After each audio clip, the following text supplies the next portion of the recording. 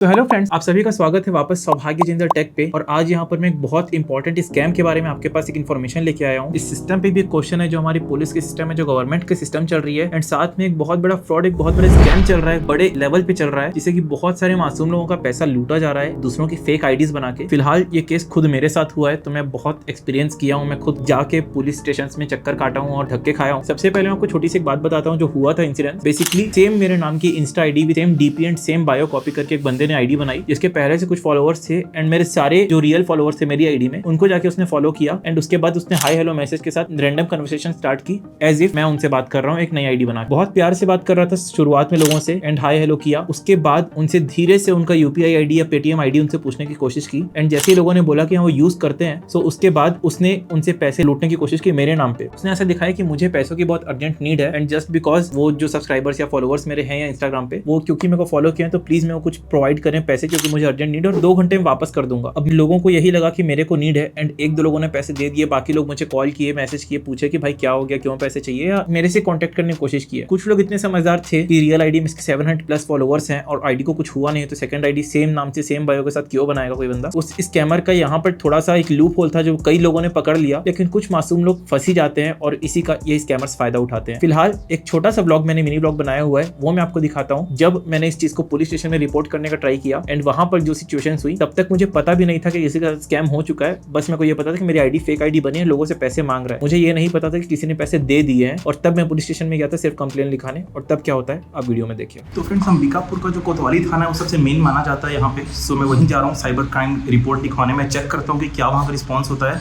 कितने सीरियसली लिया जाता है। मैंने जो इनके साइबर क्राइम का नंबर दिया हुआ है इंडियन गवर्नमेंट का, उस पर कॉल किया तो उसमें बता रहा था कि नेटवर्क कवरेज क्षेत्र के बाहर है। गवर्नमेंट नंबर खुद ही नेटवर्क कवरेज क्षेत्र के बाहर। मैं हंस रहा हूँ थोड़ा सा, बिकॉज उतना फर्क नहीं पड़ता है। ऐसे स्कैमर्स बहुत आने वाले हैं आगे भी, आई नो। तो मेरे से ज़्यादा आप लोगों को यहाँ पे सतर्क रहने की ज़रूरत है। सो पहले पुलिस के पास चलते हैं, वहाँ रिपोर्ट लिखवाते हैं। एंड इस बंदे का मेरे पास कुछ कॉन्टैक्ट्स हैं, so let's check it out क्या होता है।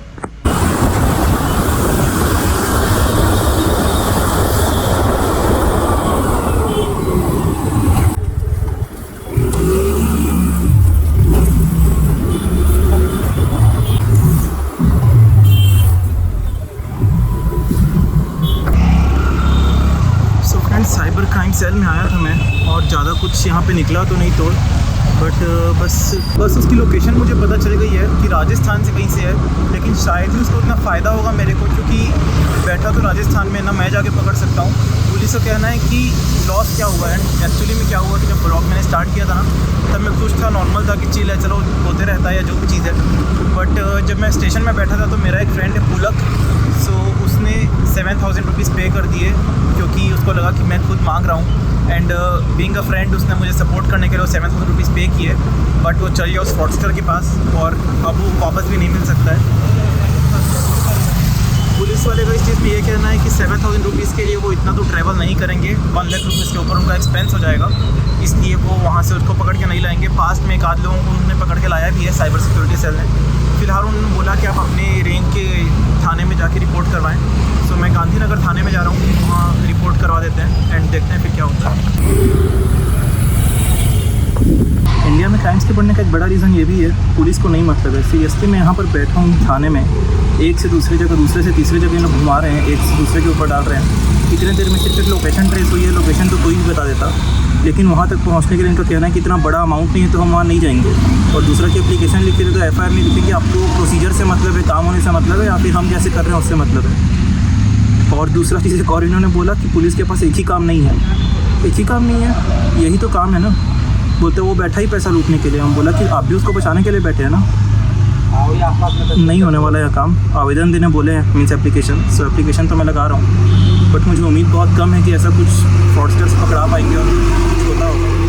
मेरे दोस्त का पैसा तो गया। तो फ्रेंड्स, यहाँ पे आप जो वीडियो में देखे होंगे, एक बहुत अजीब सा मुझे लगा था। मैं पुलिस स्टेशन में था और मुझे पता चला कि मेरे फ्रेंड पुलक करके मेरा एक फ्रेंड है, उसका यहाँ पर 7,000 रुपीज उस स्कैमर ने चुरा लिया है। पुलिस स्टेशन में मुझे सिर्फ इतनी इन्फॉर्मेशन मिली कि वो नंबर कहाँ से है, वो लोकेशन उन्होंने ट्रेस किया। ये लोकेशन हम कहीं भी, कोई भी इंसान बीइंग, अगर हम टेक इतना जानते हैं तो हम गूगल पे जाके एक साइट्स होती है, प्रॉपर तरीका होता है जहाँ से कोई भी निकाल सकता है बेसिक इन्फॉर्मेशन कि वो नंबर प्रेजेंट में कहाँ पे है। इतनी इन्फॉर्मेशन में वो कहीं से ही मिल सकती थी। मैं 3 स्टेशन गया, पहले कोतवाली थाना गया, उसके बाद उन्होंने मुझे एक प्रॉपर पुलिस स्टेशन भेजा जो वही पुलिस लाइन का है, वहां से उन्होंने मुझे साइबर सिक्योरिटी के पास भेजा। साइबर सिक्योरिटी को मैंने पूरा एक्सप्लेन किया, उन्होंने सिर्फ लोकेशन मुझे दिखा दी एंड उसके बाद उनका कहना था कि वापस अब जाइए अपने लोकेशन के थाने में जो कि गांधीनगर थाना है एंड वहां पे रिपोर्ट लिखाइए। सबसे पहला फीडबैक यहीं पे कि साइबर सिक्योरिटी सेल जब पूरे सिटी की एक है तो उनको वहीं पे उस चीज को तुरंत एक्शन लेना था क्योंकि ऐसे स्कैमर्स तो बढ़ते जाएंगे। दूसरी चीज जो यहाँ पे मुझे लूपहोल दिखा कि अपने एरिया में जाके आप रिपोर्ट लिखाइए। ये तो ऑनलाइन मामला है, ये कोई चोरी नहीं हुई है किसी घर पे कि अपने एरिया में आपको रिपोर्ट लिखानी, किसी का मर्डर नहीं हुआ है। ये साइबर सिक्योरिटी का बहुत बड़ा इशू है, तो ये कहीं पे भी रिपोर्ट होगा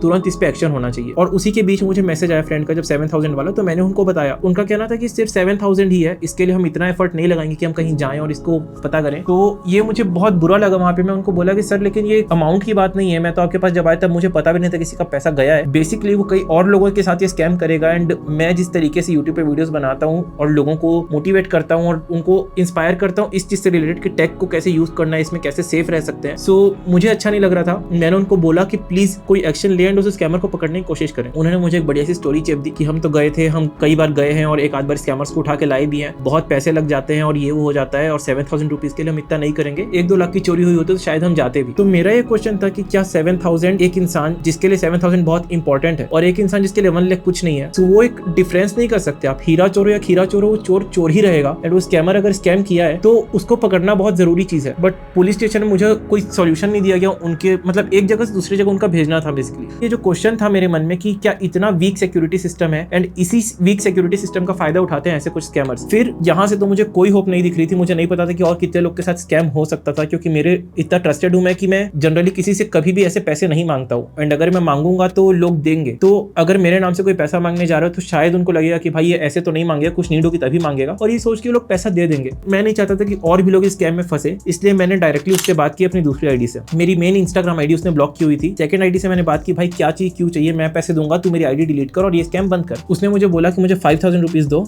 और मैं आईडी डिलीट कर दूंगा। मैं उसको बोला भाई मेरे पास काम बहुत सारा है, तू मेरे पास आ, काम कर, ये सब काम छोड़ और रियलिटी में तेरे को मेहनत के पैसे दूंगा। उसने मना कर दिया कि नहीं मेरे को आप 5000 रुपए दो, नहीं तो मैं तुमको इस आईडी को भी ब्लॉक कर दूंगा। फिर मैं बोला कि भाई मेरे को पहले कॉल पे बात करनी है तेरे से, उसके बाद मैं तेरे को 5000 दे दूंगा। एक बार के लिए मैंने बोला, देने तो मैं वैसे भी नहीं वाला था, बट मैंने जैसे ही बोला उसने मुझे बोला 2500 आप मुझे पहले ट्रांसफर करो, उसके बाद एक कॉल कर लेंगे। मुझे पता था कि 25 लेके भी रफू चक्कर होने वाला है। उतने में मतलब जैसे मेरे को पता चल चुका था और पुलिस थाने मुझे बोला गया कि उसको आप बोल दो कि ये सब ना करे और उसके बाद अपने सब्सक्राइबर्स फॉलोअर्स को बता दो कि ऐसे स्कैम में ना फंसे, क्योंकि उसका और इंस्टेंट कोई सॉल्यूशन नहीं है। तो मैंने फिर उसको थोड़ी सी रफ लैंग्वेज में बात किया, मैंने उसको एक वॉइस नोट भेजा कि भाई जो भी कर रहा है ये बंद कर दे, तेरे को 7000 वैसे ही मिल गए मेरे किसी फ्रेंड के थ्रू, तेरा पेट तो भर गया, 5000 चाहिए थे 7 मिल गए, अब तू इस काम को बंद कर, आईडी को डिलीट कर और चल जा। तो उसने फिर कुछ गाली गलौज की, फिर मैंने कुछ रफ लैंग्वेज यूज की, तो उसके बाद उसने बोला कि गाली क्यों दिया, तो मैंने बोला कि भाई तू पहले दिया था, तो बोलता सॉरी बोलिए। वो बहुत लंबा डिस्कशन चला, पूरे स्क्रीनशॉट आपके स्क्रीन पे दिख रहे हैं। सो उसके बाद मैंने उसको बोला कि भाई जो भी चीज है चल मैं सॉरी बोलता हूँ लेकिन तो आईडी डिलीट कर दे, और लिटरली उसने मेरे सॉरी बोलने के बाद आईडी डिलीट कर भी दी। आई डोंट नो कैसा स्कैमर था, क्या था, उसको पता था और पैसे तो नहीं मिलने वाले यहाँ से, तो आईडी तो उसने डिलीट कर दी, लेकिन नई आईडी बना के किसी और के साथ, किसी और के नाम के साथ फ्रॉड कर सकता है, कुछ भी कर सकता है वो, और वो करेगा ही। पुलिस स्टेशन वालों ने मुझे बोला था कि वो तो फ्रॉडस्टर है, फ्रॉड करेगा ही। मेरा ये सवाल था कि आप पुलिस वाले हो, आप कब पकड़ोगे उनको जाके, बट कोई अभी तक सॉल्यूशन नहीं निकला है। कल से मैंने वहां रिपोर्ट लिखवाई हुई है, लेकिन अभी तक कोई भी मेरे पास कॉल नहीं आया, कोई लीड नहीं है, कोई भी लिकअप नहीं है। सो